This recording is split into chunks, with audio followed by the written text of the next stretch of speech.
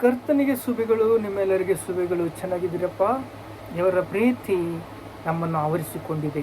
ದೇವರ ಕೃಪೆ ನಮ್ಮ ಮೇಲೆ ಅಪಾರವಾಗಿದೆ. ದೇವರ ಸನ್ನಿಧಿ ನಮಗಿದೆ. ಯೇಸು ಕ್ರಿಸ್ತನು ಪರಿಶುದ್ಧನು, ಪರಿಶುದ್ಧನು, ಪರಿಶುದ್ಧನು. ನಮ್ಮನ್ನು ಕೂಡ ಪರಿಶುದ್ಧವಾಗಿ ಜೀವಿಸುವಂಥ ಕೃಪೆ ಕೊಟ್ಟಿದ್ದಾನೆ, ಸಾಮರ್ಥ್ಯ ಕೊಟ್ಟಿದ್ದಾನೆ, ಜೀವ ಕೊಟ್ಟಿದ್ದಾನೆ. ನಾವು ದೇವರ ಪ್ರೀತಿಯನ್ನು ನೋಡಬೇಕು, ದೇವರ ಕೃಪೆಯನ್ನು ಹಿಂಬಾಲಿಸಬೇಕು, ದೇವರ ಶಕ್ತಿಯನ್ನು ನಾವು ಪಡೆಯಬೇಕು. ಈಗ ಮತ್ತಾಯ ಸುವಾರ್ತೆ 6ನೇ ಅಧ್ಯಾಯ 33ನೇ ವಚನ ಏನು ಹೇಳುತ್ತೆ ಅಂದರೆ, ನಮಗೆ ಮತ್ತಾಯ ಸುವಾರ್ತೆ 6ನೇ ಅಧ್ಯಾಯ 33ನೇ ವಚನ, ದೇವರ ರಾಜ್ಯಕ್ಕಾಗಿಯೂ ನೀತಿಗಾಗಿಯೂ ತವಕ ಪಡಿರಿ. ದೇವರ ರಾಜ್ಯಕ್ಕಾಗಿಯೂ ದೇವರ ನೀತಿಗಾಗಿಯೂ ತವಕ ಪಡಿರಿ. ನಿಮ್ಮನ್ನು ಪಾಪ ಬಂಧಕಗಳಿಂದ ಬಿಡಿಸಿದ್ದಾನೆ ಯೇಸು ಕ್ರಿಸ್ತನು. ಪಾಪ ಬಂಧಕಗಳಿಂದ ನೀವು ಬಿಡುಗಡೆ ಹೊಂದಿದ್ದೀರಾ, ಶಾಪದಿಂದ ಬಿಡುಗಡೆ ಹೊಂದಿದ್ದೀರಾ. ಅಂತರಂಗ ಹೃದಯ ಶುದ್ಧೀಕರಣ ಆಗಿದೆ. ನೀವು ನಿಮ್ಮ ಪಾಪಗಳನ್ನು ಪಶ್ಚಾತ್ತಾಪಟ್ಟು ಕಣ್ಣೀರು ಸುರಿಸಿ, ನಾನು ಪಾಪಿ ದೇವರೇ, ನಾನು ಪಾಪಿ ಅಂತ ದೇವರ ಸನ್ನಿಧಿಯಲ್ಲಿ ಹತ್ತು ದೇವರ ಪ್ರೀತಿಯನ್ನು ನಾವು ಪಡೆದಿದ್ದೇವೆ. ನಾವು ಇತರರಿಗೆ ದೇವರ ರಾಜ್ಯವನ್ನು ತೋರಿಸಬೇಕು. ಇದೋ ಪರಲೋಕ ರಾಜ್ಯ. ಪರಲೋಕ ರಾಜ್ಯಕ್ಕೆ ನಾವು ಹೋಗಬೇಕು. ಪರಲೋಕ ರಾಜ್ಯ ಅದ್ಭುತವಾಗಿರುತ್ತೆ ಅಂತ ನಾವು ಹೇಳಬೇಕು. ಆತ್ಮಕ್ಕೆ ಸಾವಿಲ್ಲ. ನರಕಕ್ಕಾದರೂ ಹೋಗುತ್ತೆ, ಇಲ್ಲಾಂದರೆ ಪರಲೋಕಕ್ಕಾದರೂ ಹೋಗುತ್ತೆ. ನೀನು ಒಳ್ಳೆಯದರ ಮಾಡು, ಕೆಟ್ಟದ್ದರ ಮಾಡು. ಅನ್ಯಾಯ ಮಾಡೋನು ಮಾಡಲಿ, ಅಪವಿತ್ರ ಆಗೋನು ಆಗಲಿ, ಪವಿತ್ರನಿನ್ನೂ ಪವಿತ್ರನಾಗಲಿ, ಪರಿಶುದ್ಧನಿನ್ನೂ ಪರಿಶುದ್ಧನಾಗಲಿ ಅಂತ ದೇವರು ಹೇಳ್ಬಿಟ್ಟು ತೀರ್ಮಾನ ಮಾಡಿಬಿಟ್ಟಿದ್ದಾರೆ. ನೀನು ಏನು ಮಾಡ್ತೀಯ? ನೀನು ನೋಡು. ದೇವರ ರಾಜ್ಯ ನಿನಗೆ ಬೇಕಾ? ದೇವರ ನೀತಿ ನಿನಗೆ ಬೇಕಾ? ತವಕ ಪಡಿರಿ. ತವಕ ಪಟ್ಟರೆ 5 ಮಂದಿ ಕನ್ಯಕರು ತವಕ ಪಟ್ಟರು, ಪರಿಶುದ್ಧವಾಗಿ ಜೀವಿಸಿದರು, ಪವಿತ್ರರಾಗಿ ಜೀವಿಸಿದರು, ಕಷ್ಟಪಟ್ಟರು. ದೇವರ ಸ್ವರ ಮರಲಿಂಗನು ಬಂದನು, ಹೋಗ್ಬಿಟ್ರು.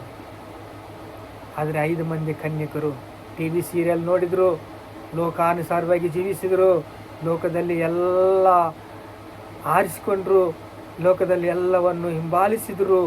ಆದರೆ 5 ಮಂದಿ ಕನ್ಯಕರು ಡೋರ್ ಹೊಡಿತಾ ಇದ್ದಾರೆ, ಶಬ್ದ ಮಾಡ್ತಾ ಇದ್ದಾರೆ. ಅಪ್ಪ, ನಾನು ಬರ್ದಿದ್ದೀನಿ, ತಟ್ತಾ ಇದ್ದೀನಿ. ತೆಗಿಲಿಲ್ಲ door. Open the door, open the door ಅಂತ ಶಬ್ದ ಬಂತು, ತೆಗಿಲಿಲ್ಲ ಡೋರ್. ಆದರೆ ಯೇಸು ಕ್ರಿಸ್ತನ ವಾಕ್ಯವು ಏನು ಹೇಳುತ್ತಂದರೆ, ನನ್ನ ರಾಜ್ಯವನ್ನು, ನನ್ನ ನೀತಿಯನ್ನು ಹಿಂಬಾಲಿಸಿರಿ. ದೇವರ ರಾಜ್ಯವನ್ನು ಹುಡುಕಿರಿ, ದೇವರ ನೀತಿಯನ್ನು ಹಿಂಬಾಲಿಸಿರಿ, ತವಕ ಪಡ್ರಿ, ದೇವರನ್ನು ಪ್ರೀತಿಸಿರಿ ಅಂತ ಹೇಳ್ತಾ ಇದೆ. ನೋಡ್ರಿ, ರೋಮಾಪುರದವರಿಗೆ ಪತ್ರಿಕೆ 8ನೇ ಅಧ್ಯಾಯ 1ನೇ ವಚನ ಏನು ಹೇಳುತ್ತೆ ಅಂದರೆ, ನಮ್ಮನ್ನಂತೆ ಪಾಪ ಮರಣಗಳಿಂದ ಬಿಡುಗಡೆ ಮಾಡಿದಂತೆ. ನೋಡ್ರಿ, ಆದುದರಿಂದ ಕ್ರಿಸ್ತ ಯೇಸುವಿನಲ್ಲಿ ಇರುವವರಿಗೆ ಅಪರಾಧವು ನಿರ್ಣಯವು ಈಗ ಇಲ್ಲವೇ ಇಲ್ಲ. ಯೇಸು ಕ್ರಿಸ್ತನಲ್ಲಿ ನೀನು ನೂತನ ಸೃಷ್ಟಿ, ನೂತನ ಮನುಷ್ಯ ನೀನು. ಆದುದರಿಂದ ಕ್ರಿಸ್ತ ಯೇಸುವಿನಲ್ಲಿ ಇರುವವರಿಗೆ ಅಪರಾಧ ನಿರ್ಣಯವು ಇಲ್ಲೇ ಇಲ್ಲ, ಈಗ ಇಲ್ಲವೇ ಇಲ್ಲ. ಯಾಕೆಂದರೆ ಜೀವವನ್ನು ಉಂಟು ಮಾಡುವ ಪವಿತ್ರಾತ್ಮನಿಂದ ನಿಯಮವು, ದೇವರ ನಿಯಮ, ದೇವರ ನಿಬಂಧನೆ, ದೇವರ ಒಂದು ಶಾಸನ ಏನು ಅಂದರೆ, ನಿನ್ನನ್ನು ಪಾಪ ಮರಣಗಳಿಗೆ ಕಾರಣವಾದ ನಿಯಮದಿಂದ ಕ್ರಿಸ್ತ ಯೇಸುವಿನ ಮೂಲಕ ಬಿಡಿಸಿತು. ಕ್ರಿಸ್ತ ಯೇಸುವಿನ ಮೂಲಕ ಪಾಪ ಮರಣಗಳಿಂದ ನೀನು ಬಂದಿಯಾಗಿದ್ದೀಗ ಬಿಡಿಸಿತು. ಬಿಡುಗಡೆ ನಿನಗೆ. ಪಾಪ ಬಂಧಗಳಿಂದ ಬಿಡುಗಡೆ, ಬಂದಿ ಗೃಹದಿಂದ ನಿನಗೆ ಬಿಡುಗಡೆ, ಪಾಪ ಮರಣಗಳಿಂದ ಬಿಡುಗಡೆ, ಪಾಪ ಶಾಪಗಳಿಂದ ನಿನಗೆ ಬಿಡುಗಡೆ ಹೊಂದಿದ್ದೀಯಾ? ಪಶ್ಚಾತ್ತಾಪಟ್ಟಿದ್ದೀಯಾ? ಪರಲೋಕ ನಿನಗೆ ಸ್ವಾಸ್ಥ್ಯವು. ಆದರೆ ದೇವರ ರಾಜ್ಯವನ್ನು ನೀನು ನೋಡಿದಾಗ, ದೇವರ ನೀತಿಯನ್ನು ನೀನು ಹುಡುಕಿದಾಗ, ತವಕ ಪಟ್ಟಾಗ, ಇತರರಿಗೆ ನೀನು ಸುವಾರ್ತೆ ಹೇಳಬೇಕಲ್ಲ, ಇತರರನ್ನು ನೀನು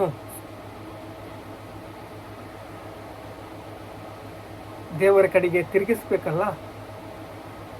ನೀನು ದೇವರ ರಾಜ್ಯಕ್ಕೆ ಹೋದ್ರೆ ಆಯ್ತಾ? ನೀನು ದೇವರ ನೀತಿಯನ್ನು ಹುಡುಕಿದ್ರ ಸಾಕ?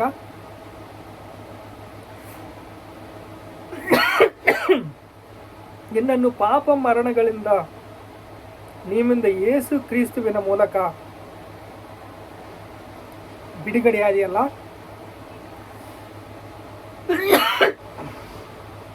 ಈಗ ಇತರರಿಗೆ ಸುವಾರ್ತೆ ಹಂಚಬೇಕು. ನಿನ್ನ ಹೃದಯ ಶುದ್ಧೀಕರಣ ಆಗಿದಾಗ, ನಿನ್ನ ಮನಸ್ಸಾಕ್ಷಿ ಶುದ್ಧಿಯಾದಾಗ ನೀನು ಇತರರಿಗೆ ಸುವಾರ್ತೆ ಹಂಚಬೇಕು. ಸುವಾರ್ತೆ ಹಂಚಬೇಕು ಅಂದರೆ ಏನು ತಿನ್ನುತ್ತೀಯೋ ಅಂತ ದೇವರ ಕಡೆಗೆ ತಿರುಗುವಾಗ, ನೀನೊಂದು ಕಲೆಕ್ಟರ್ ಆದರೆ, ನೀನೊಂದು MRO ಆದರೆ, ನಿನ್ನ ಹತ್ರಗೆ ಯಾರು ಬರ್ತಾರೆ? MLA ಮನುಷ್ಯರನ್ನ ಕಳಿಸ್ತಾನೆ, ಒಂದು ಮಿನಿಸ್ಟರ್ ಮನುಷ್ಯರನ್ನ ಕಳಿಸ್ತಾನೆ, ನನ್ನ ಕೆಲಸ ಮಾಡು ಅಂತ. ಯಾಕೆ? ಈ ಲೋಕನಾಥನು ಬೇಡಿಗಳಿಂದ, ಕಟ್ಟುಗಳಿಂದ ನಿನ್ನನ್ನು ಬಿಡಿಸಿದ್ದಾನೆ. ಆದರೆ ನೀನು ಪರಿಶುದ್ಧ ಜೀವನ ಹೊಂದಿದ್ದೀಯ, ನೀನು ಇತರರನ್ನು ಬಿಡಿಸ್ತೀಯ. ಬಿಡುಗಡೆ ಮಾಡೋದಕ್ಕೆ ನಿನ್ನನ್ನು ನೇಮಿಸಿದ್ದಾನೆ. ನೀನೊಂದು ಕಲೆಕ್ಟರ್, ನಿನ್ನ ಉದ್ಯೋಗ ಬಂದಿದೆ. ಆ ಉದ್ಯೋಗದಲ್ಲಿ ನೀನು ಊರನ್ನು ನ್ಯಾಯ ಹೇಳಬೇಕು, ಊರನ್ನು ಅಭಿವೃದ್ಧಿಯಲ್ಲಿ ತರಬೇಕು, ಸ್ಕೂಲ್ಗಳನ್ನು ಅಭಿವೃದ್ಧಿ ತರಬೇಕು. ಒಂದು ಕಲೆಕ್ಟರ್ ಜಾಬ್ ಅಂದರೆ ಜಿಲ್ಲೆ ಎಲ್ಲದಲ್ಲಿರುವ ಬಡವರು ಶ್ರೀಮಂತರನ್ನು ಅವರಿಗೆ ಬೇಕಾದ ಪ್ರಾಜೆಕ್ಟ್ಗಳು, ಅವ್ರಿಗೆ ಬೇಕಾದ ವಸತಿಗಳು, ಅವರಿಗೆ ಬೇಕಾದ ಸ್ಕೂಲ್ಗಳು, ಅವರಿಗೆ ಬೇಕಾದ ಎಲ್ಲ ಕೂಡ ನೀವು ನೋಡ್ಕೋಬೇಕು.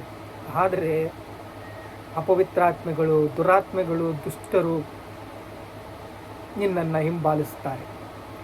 ಏನು ತಿನ್ನುತ್ತೀಯೋ, ಏನು ಧರಿಸುತ್ತೀಯೋ ಅಂತ ನಿನ್ನನ್ನು ಹುಡುಕುತ್ತಾರೆ. ನೀನು ಹುಡುಕಿದಾಗ ನೀನು ಅನ್ಯಾಯ ಮಾಡ್ತೀಯಾ, ಅಧರ್ಮ ಮಾಡ್ತೀಯಾ, ಅವರಿಗೆ ತಲೆ ಬಗ್ಗುತ್ತೀಯಾ, ನಿನ್ನ ಶರೀರಕ್ಕೆ ಆಸ್ಪದ ನೀನು ಕೊಡ್ತೀಯಾ? ನಿನ್ನ ಶರೀರಕ್ಕೆ ಆಸ್ಪದ ಕೊಟ್ಟರೆ ನೀನು ಪಾಪ ಎಳ್ಕೊಂಬಿಡುತ್ತೆ. ಬಿಡುಗಡೆ ಹೊಂದಿದ್ದೀಯಾ? ಈಗ ಅನೇಕರನ್ನು ದೇವರ ಕಡೆಗೆ ತಿರುಗಿಸ್ಬೇಕು, ಒಳ್ಳೇದು ಮಾಡಬೇಕು. ಆದರೆ ನಿನಗೆ ಬರುವ ಆಫರ್ಗಳು,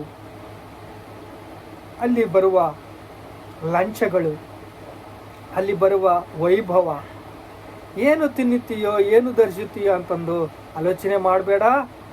ಮತ್ತೆ ನಿನ್ನ ರಾಜ್ಯವನ್ನು ಹುಡುಕು. ಮೊದಲು ದೇವರ ರಾಜ್ಯವನ್ನು ಹುಡುಕು.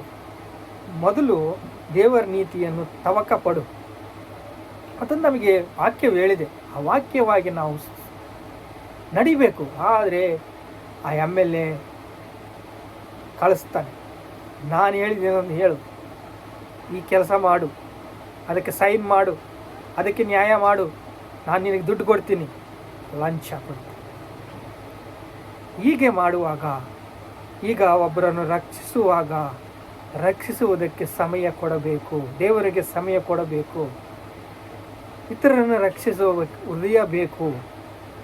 ದೇವರ ರಾಜ್ಯವನ್ನು ಕಟ್ಟಬೇಕು ಅಂದರೆ, ದೇವರ ನೀತಿಯನ್ನು ಹುಡುಕಬೇಕು ಅಂದರೆ ಸಮಯ ದೇವರಿಗೆ ಕೊಡಬೇಕು, ಇತರರನ್ನು ರಕ್ಷಿಸಬೇಕು, ಊರಿಗೆ ಹೋಗಬೇಕು, ಎಲ್ಲ ರಾಷ್ಟ್ರಗಳಲ್ಲಿ ತಿರುಗಬೇಕು, ಎಲ್ಲ ರಾಜ್ಯವನ್ನು ಹುಡುಕಬೇಕು, ಸುವಾರ್ತೆ ಸಾರಬೇಕು, ಅವರ ಹೃದಯದಲ್ಲಿ ವಾಕ್ಯವು ಬಿತ್ತಬೇಕು. ಈ ಬಿತ್ತಿದ ವಾಕ್ಯವು ಅಭಿವೃದ್ಧಿ ಬರುತ್ತೆ. ಬಿತ್ತಿದ ವಾಕ್ಯವು ಅಭಿವೃದ್ಧಿ ಬಂದು ಎಲ್ಲರಿಗೆ ಸುವಾರ್ತೆ ಸಾರ್ತೀಯ. ಈಗ ಈ ಶರೀರವು ನಿನಗೆ ಮರಣಗಳಿಂದ ಬಿಡಿಸಿತ್ತಲ್ಲ, ಅದೇ ಶರೀರವನ್ನೇ ನನ್ನ ಒಂದು ದಿನ ನರಕಕ್ಕೆ ಹಾಕೊಂಡು ಹೋಗುತ್ತೆ. ನೀನು ಅನ್ಯಾಯ ಮಾಡಿದರೆ, ಅಧರ್ಮ ಮಾಡಿದರೆ, ಸೈನ್ ಮಾಡಿದರೆ, ಅವರು ಮಾಡಿರುವ ಕೆಲಸಗಳನ್ನು, ಅವರು ಮಾಡುವ ಎಲ್ಲ ಸೈನ್ಗಳನ್ನು ನೀನು ಅದನ್ನು ತೆಗೆದುಕೊಂಡು, ಅವರು ಕೊಟ್ಟ ಲಂಚವನ್ನು ತೆಗೆದುಕೊಂಡು ನೀನು ಗಬ್ಬು ಕೆಲಸ ಮಾಡಿದರೆ, ನೀನು ಲಂಚ ತೆಗೆದುಕೊಂಡ್ರೆ, ನೀನು ಅಧರ್ಮ ಕೆಲಸ ಮಾಡಿದರೆ, ನೀನು ಅನ್ಯಾಯ ಕೆಲಸ ಮಾಡಿದರೆ, ನಿನ್ನ ಶರೀರಕ್ಕೆ ತಾವು ಕೊಟ್ಟರೆ ನೀನು ಹಾಳಾಗೋಗ್ಬಿಡ್ತೀಯ. ದೇವರ ರಾಜ್ಯನ ನೀನು ಹುಡ್ಕೋಕ್ಕಾಗೋದಿಲ್ಲ. ಇದು ಕಲೆಕ್ಟರ್ ಅಂದರೆ ಒಂದು ಉಪಮಾನ. ನಾನು ಯಾರನ್ನು ಇದನ್ನು ನೋಡಿ ಹೇಳ್ತಾ ಇಲ್ಲ, ಆದರೆ ಒಂದು ಉಪಮಾನವಾಗಿ MLA ಕಳಿಸೋದು, ದುರಾತ್ಮ ಶಕ್ತಿಗಳು, ದುಷ್ಟ ಶಕ್ತಿಗಳು. FSC 6:10 ಏನು ಹೇಳಿದೆ? ನಾವು ಹೋರಾಡುತ್ತಿರುವುದು ಆಕಾಶ ದುರಾತ್ಮ ಸಮೂಹಗಳ ಮೇಲೆ, ಈ ಲೋಕನಾಥನ ಮೇಲೆ. ಕಳಿಸ್ತಾನೆ ಅವನು ಮಂಡಳಿ, ಆಕಾಶ ಮಂಡಳಿಗಳಲ್ಲಿದ್ದಾನೆ, ಕಳಿಸ್ತಾನೆ. ಕಳಿಸಿದಾಗ ಈ ಲೋಕನಾಥನವನು ಅವನು ಕಳಿಸಿದಾಗ ನಿನ್ನ ಸ್ಥಿತಿಗತಿಗಳನ್ನು ದೇವರಿಗೆ ಒಪ್ಪಿಸಿಕೊಂಡ್ರೆ, ದೇವರಿಗೆ ಸಮಯ ಕೊಟ್ಟರೆ, ದೇವರಿಂದ ನೀನು ಶಕ್ತಿ ಹೊಂದಿದರೆ, ದೇವರನ್ನು ಕೃಪೆ ಹೊಂದಿದರೆ, ದೇವರು ದಯ ಹೊಂದಿದರೆ, ದೇವರ ಆಧೀನವಾಗಿ ನಡೆದರೆ, ತವಕಪಟ್ಟರೆ, ದೇವರ ನೀತಿಗಾಗಿ ನೀನು ತವಕಪಟ್ಟರೆ, ದೇವರ ನ್ಯಾಯಕ್ಕಾಗಿ ನೀನು ತವಕಪಟ್ಟರೆ, ದೇವರ ಪ್ರೀತಿಯನ್ನು ನೀನು ಹಿಂಬಾಲಿಸಿದರೆ ದೇವರ ರಾಜ್ಯವು ನೀನು ನೋಡ್ತೀಯ. ಪ್ರಾರ್ಥನೆ ಮಾಡಿಕೊಳ್ಳೋಣ. ಹೌದು ತಂದೆ, ದೇವರ ರಾಜ್ಯವನ್ನು ನಾವು ನೋಡಬೇಕು. ದೇವರ ಸನ್ನಿಧಿ ನಾವು ಅನುಭವಿಸಬೇಕು. ಏನು ತಿನ್ನುತ್ತೀಯೋ, ಏನು ಕುಡಿಯುತ್ತೀಯೋ, ಏನು ಧರಿಸುತ್ತೀಯೋ ಆಲೋಚನೆ ಮಾಡಬೇಡ. ದೇವರ ರಾಜ್ಯವನ್ನು ಹುಡುಕು, ದೇವರ ನೀತಿಯನ್ನು ಹುಡುಕು ಅಂತಂದು ಹೇಳಿದ್ದೀಯ. ಹೌದು ಸ್ವಾಮಿ, ಯೇಸು ಕ್ರಿಸ್ತನಲ್ಲಿ ಈಗ ಶಾಪ ಇಲ್ಲ. ಆದರೆ ಶರೀರವು ಕನೆಕ್ಟ್ ಆದರೆ ಪಾಪ ಮರಣಗಳಿಂದ ದೇವರು ಬಿಡಿಸಿದ್ದಾರೆ. ಮತ್ತೆ ಪಾಪಕ್ಕೆ ದಾಸರಾದರೆ ಸ್ವಾತಂತ್ರ್ಯದಿಂದ ಬಿಡುಗಡೆ ಹೊಂದಿದ್ದೀಯಾ. ಇನ್ನೂ ಹೆಚ್ಚಾದ ಶಿಕ್ಷೆ ನಿನಗೆ ಬರಲಿಲ್ಲದಂಗೆ ನೋಡ್ಕೋ ಅಂತ 38 ವರ್ಷಗಳಿಂದ ಬಿದ್ದು ಹೋದವನಿಗೆ ಆರಾಧನೆ ಮಾಡುತ್ತಾ ಹತ್ರ ಸಮಾಜ ಮಂದಿರದಲ್ಲಿ ಎಚ್ಚರಿಕೆ ಹೇಳ್ತಾ ಇದ್ದಾನೆ ದೇವರು. ಹೌದು ಸ್ವಾಮಿ, ನಾವು ಪಾಪ ಮರಣಗಳಿಂದ ಬಿಡಿಸಿದ್ದೀಯ. ದೇವರ ನೀತಿಗಾಗಿ ನಾವು ಇರಬೇಕು, ದೇವರ ರಾಜ್ಯಕ್ಕಾಗಿ ನಾವು ಹೋರಾಡಬೇಕು, ತವಕ ಪಡಬೇಕು. ಹೌದು ಸ್ವಾಮಿ, ನಿನ್ನ ರಾಜ್ಯವನ್ನು ಸೇರಬೇಕು, ಇತರರಿಗೆ ಸುವಾರ್ತೆ ಹಂಚಬೇಕು, ಒಂದೊಂದು ರಾಷ್ಟ್ರವನ್ನು ಮಹಿಮೆ ಪಡಿಸಬೇಕು, ಒಂದೊಂದು ರಾಜ್ಯವನ್ನು, ಒಂದೊಂದು ರಾಷ್ಟ್ರವನ್ನು ಮಹಿಮೆ ಪಡಿಸಬೇಕು. ಭಾರತ ದೇಶಕ್ಕೆ ಸ್ವಾತಂತ್ರ್ಯ, ಭಾರತ ದೇಶಕ್ಕೆ ಉಜ್ಜೀವ, ಭಾರತ ದೇಶಕ್ಕೆ ಕೃಪೆ, ದೇವರ ದಯಕ್ಕೆ ತಗೊಂಡು ಬರಬೇಕು ಸ್ವಾಮಿ. ಹೌದು ಸ್ವಾಮಿ, ನಮ್ಮಿಂದಲೇ ಅದಾಗುವುದು ಸ್ವಾಮಿ. ತಂದೆ ನಿನಗೆ ಸ್ತೋತ್ರ ಸ್ತೋತ್ರ ಸ್ತೋತ್ರ ಸ್ತೋತ್ರ. ಕೃಪೆ ಕೊಟ್ಟಿದ್ದೀಯಾ, ದಯ ಕೊಟ್ಟಿದ್ದೀಯಾ ತಂದೆ, ನಿಮಗೆ ಸ್ತೋತ್ರ. ಸ್ತುತಿ ಮಹಿಮೆ ಘನತ ಪ್ರಭಾವಗಳು ಯೇಸು ಕ್ರಿಸ್ತ ನಾಮದಲ್ಲಿ ಚೆಲ್ಲಿಸ್ತಾ ಇದ್ದೀವಿ ತಂದೆ. ಆಮೆನ್.